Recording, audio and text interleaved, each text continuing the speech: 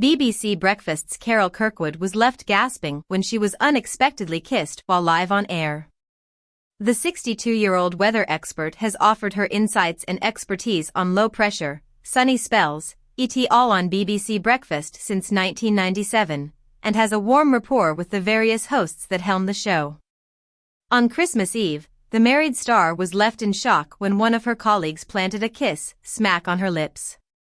Carol was providing a weather update live from London's Covent garden where she was standing underneath falling fake snow.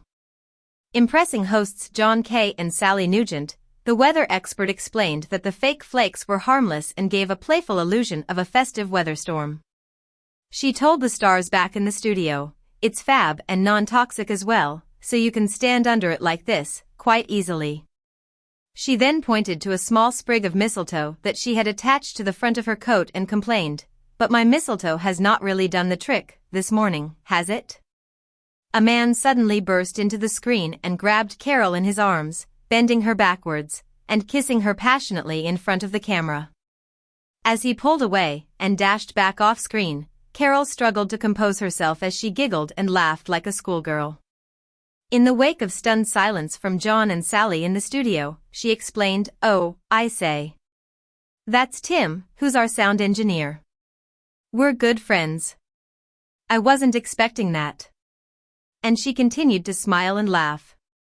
Carol has been happily married to police officer Steve Randall since December 2023, with their first anniversary due on Friday. The couple met in 2017 at a work function, and it appeared to be love at first sight, with the romance beginning almost a decade after Carol's first marriage to property developer Jimmy Kirkwood collapsed in 2008 after 18 years.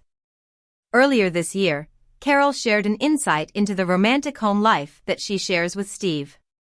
She told the Sunday Times in August, "I get up at 2:45 a.m. Steve, who's a police officer, gets up too and makes me a cup of tea. I get to Broadcasting House, which is the headquarters of BBC in London, by 4 a.m.